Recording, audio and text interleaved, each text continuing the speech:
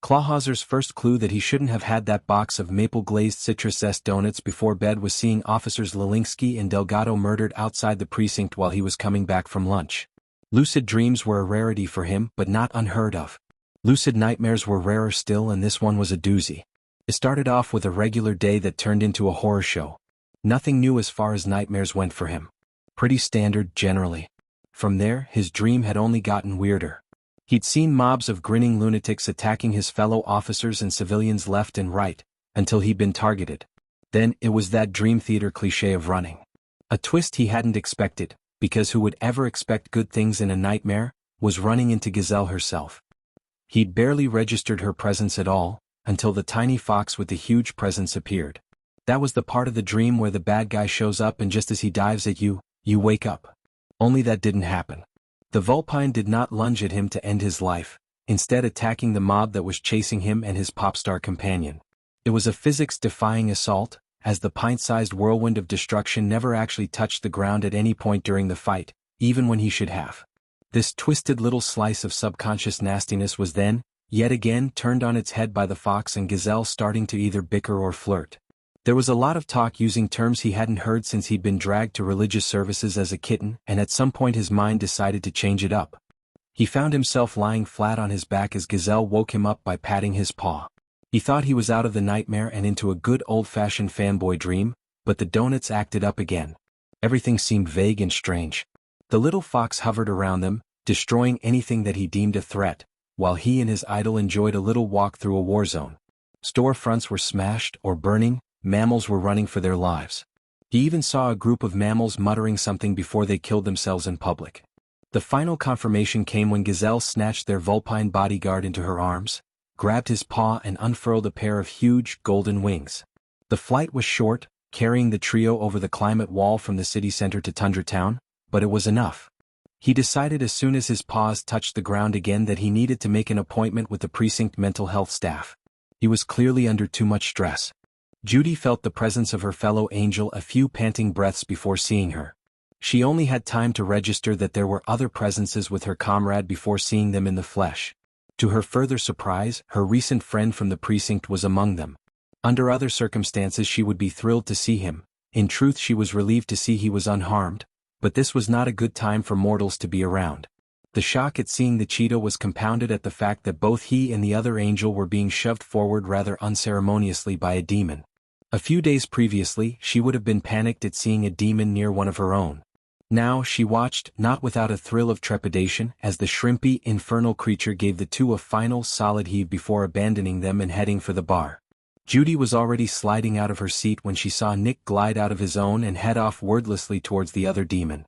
She had a whole slew of new questions she wanted to ask, but priorities had changed. A whole world of trouble was mincing her way over as quickly as she could with a heaving, slightly disconnected feelet in tow. Judy prayed that she had the wits and quick thinking to get through this conversation. Helping the Cursori settle her mortal charge into their booth was all the time it took for her bond mark to be noticed. "Lieutenant?" The nauseated quaver in her voice was unmistakable. "Yes, Cursori?"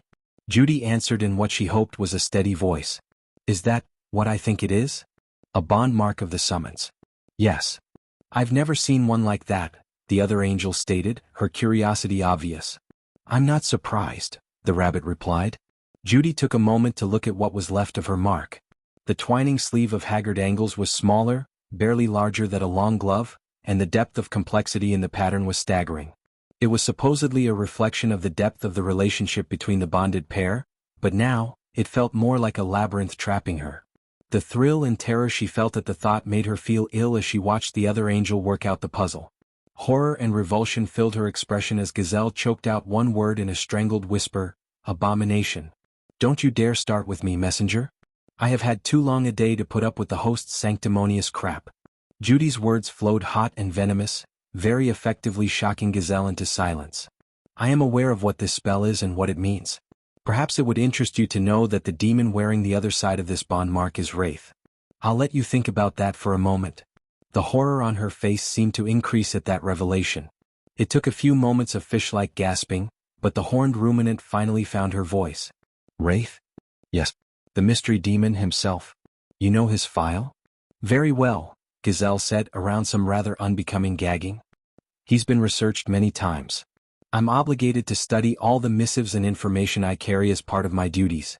His file is extensive. And yet empty.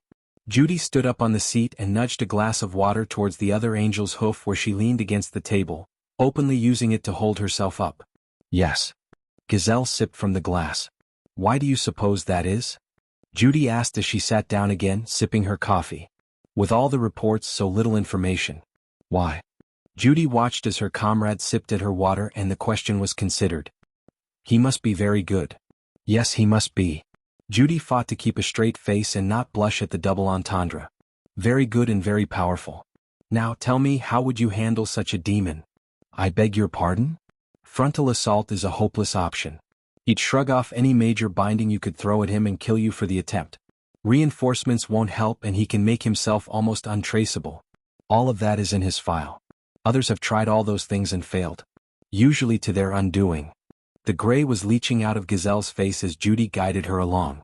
The cursori was no longer about to vomit and black out. The more Judy kept her talking and thinking, the surer she was that the messenger would not stray from the lifeline she'd thrown her. There was a chance of maintaining the control she needed. Gazelle's rumination seemed to leave her unconvinced. That is perhaps true, but this is a way to keep tabs on him for observation.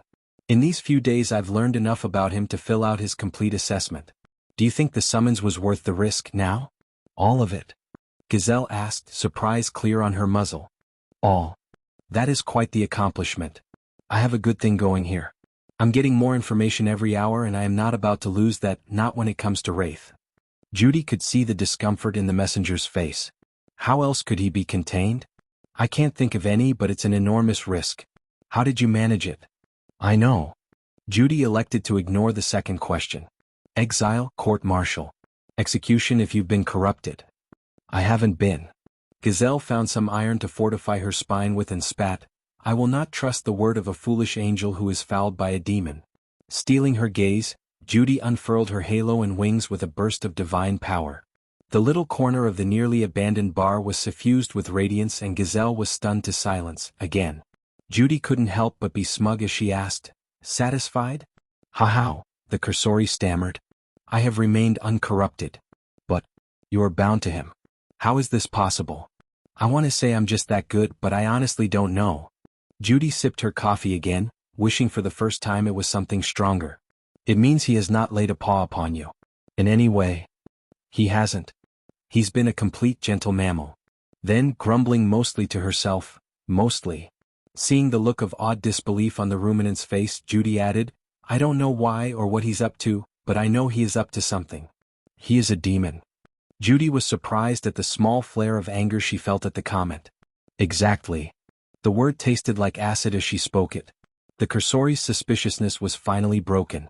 She still looked as though she might vomit, but she relented, much to Judy's relief.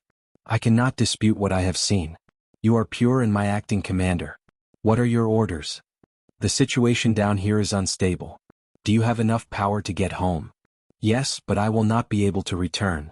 A thrill ran through Judy from the tip of her tail to the crown of her head and she suddenly felt like she was floating. She would be the only angel on the mortal plane. She resisted the urge to glance at her bonded demon as he stood at the bar. So be it. Give me your phone. Gazelle offered her device and Judy took full advantage of her new authorities, overriding the security protocols. I am transferring all of my reports to date to your phone. You will take this to the host. We will assemble reinforcements and dash. No. Both females were surprised at her vehemence. It's not safe. We just lost all the assets we had in the city. It's too high a risk to call in more. But you are at risk. We have highest priority orders from command, Gazelle countered. They'll change their minds when they get this data, Judy assured the other angel. Lieutenant, you are in danger. Trust me, I am the last one you need to worry about in this situation. And what precisely gives you that impression? I met the thing that is behind this. It wants to toy with me. Judy repressed a shudder of revulsion at the memory, needing the cursori to trust in her authority. You met the demon? Gazelle's eyes widened, then narrowed as she leaned closer to the bunny across the table. Judy laughed hollowly. It's not a demon. I know how that sounds, but no demon can do what this thing, whatever it is, can do. That is difficult to believe. Read my reports and tell me I'm wrong. The conviction in Judy's voice swayed the ruminant. It also frightened her. What are your orders, Acting Commander Hops? Get home. Get my reports to command. Once they've assessed the situation, they need to open a line of communication with me here. I'll be the eyes and ears on the scene until we can get enough information to make an intelligent choice on how to proceed. Judy looked the cursori in the eye as she laid out her orders. Until then, we can't afford to put more angels at risk. I understand. It will be done. Good. As was her habit, Gazelle read through the information she was to deliver in order to imprint it upon her memory. It was a safety measure in case documents were lost, stolen, or misplaced. Lieutenant, you have omitted Wraith's file. I have. May I ask why? In response, Judy held up her paw. I had to explain this and some of what it means to him. He extracted a few promises from me. I'll find a way to get the information to the host. I just can't yet. You're playing at intrigue with a demon? Incredulity tinged Gazelle's voice. I don't have a choice. Judy was relieved to see Gazelle nod, albeit stiffly, and drop the line of inquiry. And what should I tell them about your bonding? As it's the truth, exactly what I told you. I'll worry about court-martial and exile when this is over. I am prepared to take responsibility, Judy explained. In the meantime, I have to deal with what's happening down here. Please be careful, Lieutenant Hops. It helps to have a demon bodyguard. Judy smirked and winked. Gazelle's expression softened slightly at the joke and Judy knew she was in the clear. At that moment, Clawhauser's giggling got their attention. They had quite forgotten he was there, only realizing the depth of their error when the cat glanced to where Judy's halo had been moments ago. The angels shared a glance and turned their minds to damage control. They were not equipped to adjust a mortal's memories, so they had to rely on more traditional means. Every angel was trained in how to handle mortals if they ever came into contact with them for whatever reason. There were simple psychological techniques they could use to diffuse tense situations, in addition to their celestial powers. Largely considered a joke by recruits, Judy was exceedingly glad the host was so demanding of excellence in the class that covered these skill sets. Very slowly, Judy reached out and rested her little paw on top of the Felid's trembling paws. He was clasping his paws together so hard, Judy was sure she heard tendons straining under the pressure. While she provided direct comfort, Gazelle took up the support role and allowed her power to suffuse the immediate area a touch. The effect would calm and soothe but not breach the wager. The effect was slow, but it had to be, or it would simply make things worse. Judy had earned extra credit in that class for comparing it to treating hypothermia. Clawhauser? Can you hear me? Judy took the high-pitched giggle as a sign he did. I'm sorry it turned out like this, Ben. How do you know my name? We spoke at the cafe the other day. Don't you remember? I haven't been to a cafe in weeks. The last few days I've been on triple duty because you disappeared. We all have. What do you mean? We got an anonymous tip that an officer was in distress. Chief Bogo announced an undercover officer was missing and he had reason to believe their cover had been blown, but gave no details other than your appearance and that you may be with a fox. We were to consider him armed and dangerous. We were not to engage him without SWAT and Tusk units involved. Half the city has been looking for you. What's going on? The floodgates were opening. Sergeant. Hysteria began to taint the cheetah's words. I saw Delgado and his partner killed. I thought it was a dream. Ben? It is a dream, right? It has to be a dream. Judy had to stop the panic before it became full-blown manic raving. She focused on the power in her voice. It became full, soothing, and compelling. Benjamin, this is not a dream. It's real. It can't be. He was practically begging. Believe me, I wish that were true. I can't handle this. That's a lie and you know it. You're overwhelmed and scared, but you can handle this. You have to. There are innocent mammals counting on you to keep it together. The look of fear and hope she got in return was a start, one she had to build on. At this point, Judy turned on the angelic influence, a power she seldom used. It was supposed to be applied to influence mortals as part of the wager, to nudge their actions or mind towards righteousness. Now was a good time for a little divine assistance for the cheetah, she thought. Your fellow officers and the citizens you all serve need you. You're an officer of the law and a good mammal. Please, Ben. It's time for you to be more than just the desk sergeant. Her voice rang with the type of forceful charisma used by many in power to strengthen the belief of others in themselves and their cause. As Judy watched, she could see Clawhauser straighten in his seat. His shoulders squared, his ears perked, and his paws slowly unclenched beneath the rabbit's much smaller one. You're one of the last officers of Precinct 1. They will be looking to you for guidance and direction. Give it to them. Judy got a firm, if watery smile in reply and a small nod. It would be enough for the moment. I have to ask, are you really an angel? The words were so quiet they barely made it across the table, but the edge of giggling hysteria seemed to have subsided. Judy smiled softly, her head tipping to one side. Do you really want me to answer that? Not really. I also shouldn't ask if the fox over there is a demon, then should I? Probably not. At that, Clawhauser laughed. The angels breathed a sigh of relief. He'd be all right eventually. Of course, that was when he took the rug out from under them. I thought I liked the bad boy type, but you've got me beat. The chubby cheetah delivered his line less than a second before Judy saw Nick and his compatriot coming towards their booth. There was no time to respond. She could only hide her furiously red ears and hope Gazelle assumed it was embarrassment that colored them so. Nick walked back to the booth he and Judy had commandeered to a scene from a daytime drama, or a blockbuster comedy. He was sure he'd just missed a punchline. The cheetah was looking shaken, but the gentle nimbus of angelic power surrounding him suggested he'd be fine. The horned angel was looking part stricken, part amused, part uncomfortable and 100% awkward. It did nothing to detract from her considerable good looks, he noted. He also noted Finnick's low growl as he registered Nick's interest and the cheetah's fawning attitude towards her. This was shaping up to be an amusing little meet-up. The cherry on the sundae was his little angel catching sight of him and her nose twitching like it was trying to escape her muzzle. In a fit of puckishness, he opened the bond and sent his amusement to her, along with one word. Adorable. The twitching somehow doubled in intensity. Her attempts to force her features into a grimace, or even an expression of one disinterest failed spectacularly, leaving her looking either constipated, or possessing the countenance of a blushing school kid trying to hide their feelings in front of their parents. The red ears didn't help. Nick grinned as he grabbed a chair and dragged it to the head of the booth. That placed him between the angels with the big cat on the other side of the cursori. The last seat was on the other side of Judy. The little chess move paid dividends instantly. Finnick's displeasure at having to walk under the table and clamber onto the bench seat was amusing, but the fact that Judy refused to move over, or even offer, was very telling, as was the tension in her expression at his proximity to her fellow. So, what have you girls been chatting about? Gazelle blinked owlishly at him for his comment, Clawhauser giggled quietly and Judy rolled her eyes, but it was Finnick who responded. Wild, this is not the time for your smarmy bullshit. It looks like a war zone out there. We need a plan of action.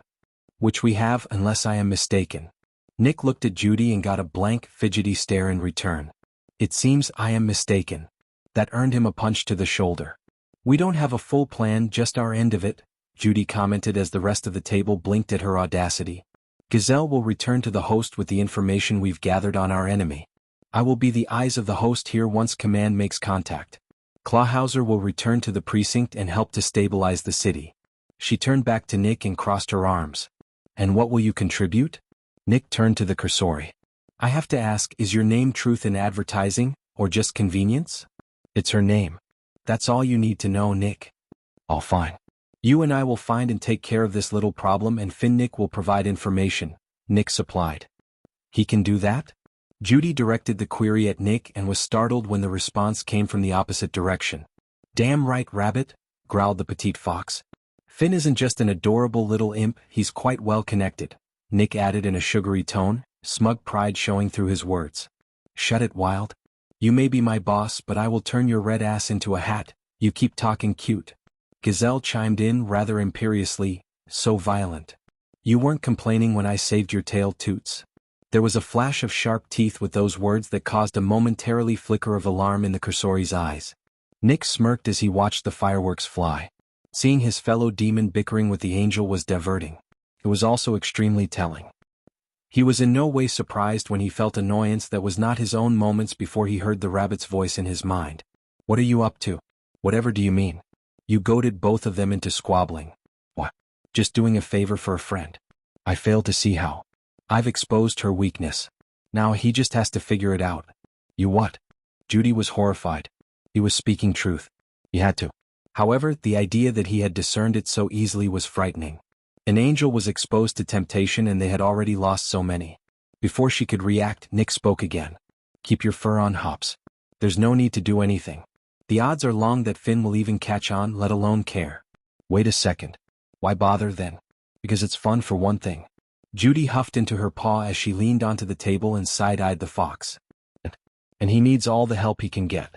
I won't hand him anything. That's not our way. However, I can nudge things a bit to help him out if he's smart enough to see it. He usually isn't. Judy had to pause at this newly unearthed facet to the red-furred demon. Somehow, he was being kind to another demon and not really risking Gazelle. Or so he said. Judy wanted to ask, but there were higher priorities for her to address. She made a mental note to ask about it later and turned her mind to the matter at hand. So, what is the actual plan then? Exactly what I said. The Cursori goes home after she pays her debt to Finnick. Debt? What debt? She made a deal with a demon? The flat look she got from him told her that she had no room to talk. Embarrassed, she tried to save a little face. How do you know? There's no mark on her. Finnick is special. He doesn't leave marks. He can't. If you want the details, you can ask him. However, he never does anything for free. I don't know the terms, but your little pigeon over there owes him. He will collect one way or another. You intend to leave them to sort it out while we deal with that deer. It'll keep them distracted until we get rid of her. By then he'll have other things to think about. We need to work with as few tethers as possible. Agreed. Is that why you left my file out of the reports you gave her? Because you knew they'd send help if you did? Judy's heart all but stopped. Her eyes darted to his arm where her bond mark was resting. It was as small as hers and it scared her. I see you figured out there's a passive use for it too. Indeed. Quite useful to be able to listen in on your conversation quietly. Your skill at equivocation is impressive, Carrots. I approve. Burying the giddiness that his comments sparked in her, she forced herself back on topic. What do we do? First, we get you outfitted and get a hold of whatever information your CO had. They were looking for a demon, but we know better. All the evidence they had collected will help us understand what we're up against. Then we'll know how to fight it. Yes. Can Finnick really help us with intel? I was joking when I said that, but I wasn't lying. He has a huge network in hell. I think we're going to need it. While Nick and Judy carried on their silent conversation, the others were quite verbose. Finnick's and Gazelle's comments weren't exactly pleasant, but they weren't nasty. A fact that was pointed out by a certain Felid in terms of how odd it was that an angel and a demon were being so conscientious of each other's feelings in a conversation. At that point both entities realized they'd been bantering, not arguing. Clawhauser's giggle at their shocked expressions cued the return of Nick and Judy to the regular conversation. A few minutes of awkwardness later Nick was standing with Judy, watching the others disappear back out into the night. Judy was uncertain about what was about to happen, while Nick, to her eyes, was enigmatic. It had been faint, but she'd caught the last whispered exchange that the Fennec Fox had with her infernal counterpart. The Templars are moving. You know what that means? Rumbled the smaller of the two demons. It means Buffy is moving, Nick stated. The devil would only mobilize his house guard for one reason, Nick. You know what's coming. I'll handle it, Finn. Hellhounds, Watchers and 2 Praetori Centurions at least, Finn Nick hissed. Nick sounded impressed despite himself. Really now? He's serious this time? So am I. I'll handle it, Finn. Narrowed eyes peered up at the Todd. You better. Judy was sure those 2 words were as close as the tiny demon would ever get to showing he cared for his friend in any way. However, she was more interested in the intelligence Nick had received. She wasn't supposed to know, obviously, but she did. The question was how she would handle it once Nick started making plans. She would have to wait and see. She chewed on the problem the whole way back to his hotel. The trip had been quiet in its own way, Judy mused as she dropped her jacket onto a chair. It was after midnight and the streets had grown quiet by the time they left their temporary sanctuary. Debris littered the streets and there was more breakage than usual, but the majority of the damage was out of sight. That was due in part to the fact that enough time had passed for cleanup efforts to begin. The majority, however, was the route Nick chose to return by. Judy saw a full spread of side streets and byways on that early morning trek. That being the case, the trip took notably longer than expected. Judy took her time and really considered the demon who was nonchalantly rummaging through the mini-fridge of his hotel room. The entirety of the pedestrian route had been seemingly to avoid the worst of the damage, but had also obviously resulted in avoiding mortals or enclosed spaces. Not really a surprise, but the fact that he subtly kept within arm's reach of her at all times was significant. The incident in the catacombs kept coming back to mind as she thought through his recent behavior. Training as a guardian wasn't a huge surprise, but the instant reaction he had to a significant threat was, both for its immediacy and the fact that she was treated as the principal. Only the highest and most stalwart of guardians were forced to train to that degree, and they were never, ever quick to choose a principle to defend. They were among the rarest of angels, and to her knowledge, there hadn't been a new angel raised to their rank in eons, not since the court-martial of the traitor angels, long before she herself came into being. "You okay, Carrots?" Judy snapped back into focus, realizing she'd been staring. Yes, I'm fine. Just a bit tired." "I can believe it. Why don't you hit the hay?" "No, I'll just have some coffee." Judy shook her head in protest. There was far too much to do. Nick arched a brow at her before asking, "You sure you don't want to just keep ogling me instead?" "I wasn't." "If you stared any harder, you'd burn a hole on my back pocket, sweetheart." "I wasn't," she insisted. "If I was, you'd know I was lying when I said it." "Ah yes, the bond." Nick paused, and Judy thought for a moment she was safe. "You want to though?" "No." "Lie." "I'm going to bed," Judy announced rather more loudly than was necessary before turning on her heel. "Probably wise," Nick conceded sweetly. "I'll see you in the morning." Abruptly she stopped, half turning to look at the fox. "Hang on. Where am I sleeping?" "You're asking that now? You must be flustered." Before Judy could retort, the fox continued. "Take the bed. It's clean and probably the safest place in the suite." "And where do you think you're sleeping?" The challenge in her voice was clear as day, and she hoped it didn't sound hopeful. Nick smiled. "I'm sleeping on the couch, but before I do I need to have a little chat with my armor and deal with my hungers." A sick thrill rolled through her as Judy digested the implications of his statement. "I told you that I wouldn't let you feed on mortals. Are you volunteering to be dinner?" Nick's lascivious smirk stole Judy's voice entirely. He chuckled and leaned back against the door jamb to the bedroom. "I don't need to feed, Rabbit. I have a few countermeasures I can use to put it off." "However," Nick locked eyes with her and Judy's heart rate skyrocketed. "Don't think I can do it forever. I will need to feed my sins eventually." With that statement hanging on the air, Nick slipped into his bedroom and Judy followed timidly as far as the door. She trusted him to a point, but her apprehension warring with her excitement left her uncertain of what to do and extremely uncomfortable. Meanwhile, Nick was pleased. His gambit had paid off and the rabbit was too wrapped up in her head to pay too much attention. He quickly extracted the metal key hidden in his arm and opened the compartment in the back of his chest. He managed to get a pawful of coins into his pocket. The compartment closed and the key returned to its hiding spot before the rabbit worked up the courage to peek in after him. Opening the top of the chest in her view, he pulled out a pair of silver coins. Before he let the lid fall closed, he palmed a small cloth bag and turned to her. Holding up the silvers, he stated, "I can use these to blunt the hungers, but it's only a stopgap measure. Is it safe?" Her voice sounded timid and concerned to his ears. It was pleasing to his pride to hear her sounding so concerned.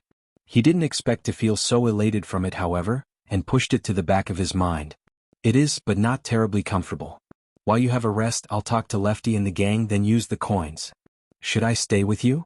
Nick chuckled darkly. "That would be a bad idea. It'll be easier if I'm alone." The changing emotions on her face were quite an amusing show. Nick found it cute how badly she wanted to ask. Her decision not to was wise of her and convenient for him. He was good at bending words and he hadn't lied, but any further and he would have to work hard to get what he wanted. He was also running short on time. Finally she relented, sagging visibly to his eyes. "All right. I need sleep anyway." "Good bunny," Nick commented as he passed her, patting her head. Judy smacked at his paw but didn't seem too angry as she did so. There was a hint of a smile on her face as well. "Sleep well, Carrots." "Are you sure you'll be okay?" she asked one last time, unable to help herself. Nick theatrically rolled his eyes. "Yes, Carrots. I'll be fine." Nick watched, a sardonic expression on his features until the door closed.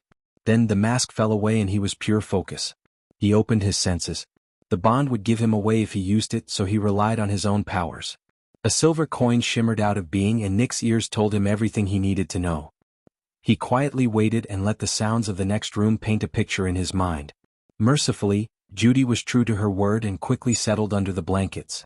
The moment her breathing evened out and deepened, another silver coin vanished. Nick wove spells in silence, drawing on the air. One to give ease, another to deepen sleep, and another to alarm the door. If she were to wake and leave the room, he would know, no matter how far away he was. Once he was done, he settled his coat back on his shoulders and slipped out the door of the suite. Spells rose around his temporary home, defending it and her. Nick grinned as he pulled the little pouch from his pocket. It had been too long since he'd hunted hellhounds.